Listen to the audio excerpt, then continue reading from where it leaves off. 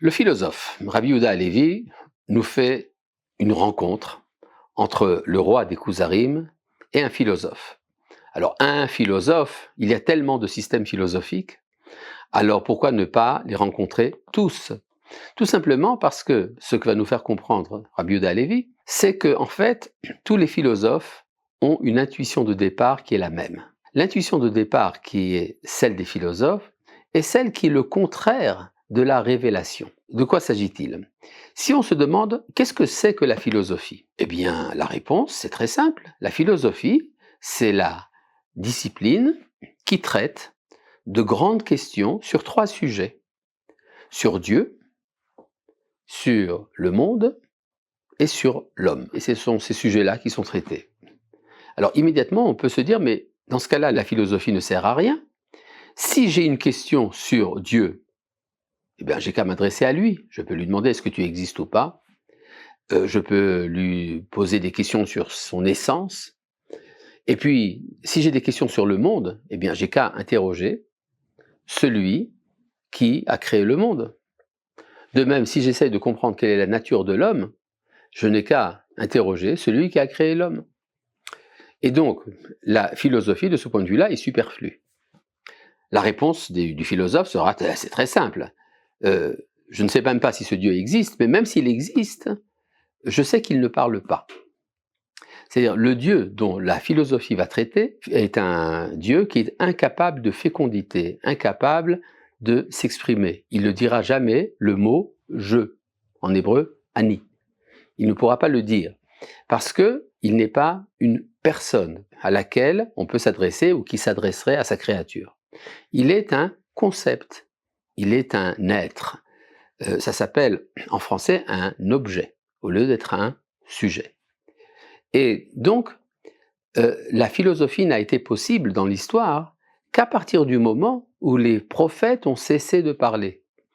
En effet, tant que le Créateur se manifestait dans son monde, l'idée de spéculer sur la nature du monde ne venait à l'idée de personne.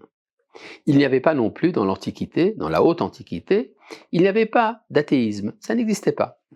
Tout simplement parce que l'évidence de la présence était telle qu'on ne pouvait pas remettre en question l'idée de l'existence d'un dieu ou des dieux.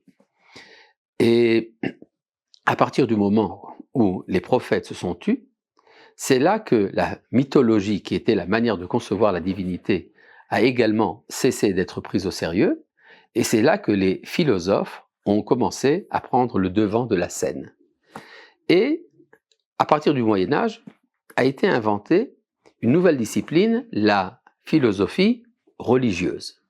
Alors, l'idée de philosophie religieuse est critiquée de manière très incisive et avec beaucoup de délicatesse finalement par Rabbi Yehuda Halevi. Le philosophe qu'il va nous présenter n'est pas un philosophe athée, c'est un philosophe qui reconnaît l'existence de Dieu. Et on pourrait se demander pourquoi est-ce que Rabbi Yehuda Halevi n'a pas commencé tout simplement par un philosophe qui nie l'existence de Dieu. Il aurait donc discuté avec lui, et puis après il aurait discuté de savoir quelle est la nature de ce Dieu. Mais en fait, ce que Rabbi Yehuda Halevi veut nous dire, c'est que toute philosophie est athée du point de vue du judaïsme, y compris celle qui croit en Dieu. Toute philosophie est athée parce que pour elle, l'existence de Dieu n'a pas de conséquences au niveau de la vie intérieure de l'homme. Dieu est un concept qu'il faut imaginer, qu'il faut concevoir, mais qui finalement n'a rien à nous dire. Et donc, le travail de Rabbi Yehuda Halevi sera justement de mettre en évidence l'absurdité de l'idée de philosophie religieuse. Si c'est la philosophie, alors ce n'est pas la religion, parce que la religion se réfère à une tradition de révélation. Cela me rappelle une histoire que racontait Manitou et que racontait également Jacob Gordin, qui est que un jour, le grand philosophe Hermann Cohen était néo-kantien, il était d'origine juive, d'ailleurs comme son nom de famille l'indique, et il s'était rapproché vers la fin de sa vie de ses racines juives. Et il avait développé cette idée de ce qu'on appelle la religion de la raison aux sources du judaïsme.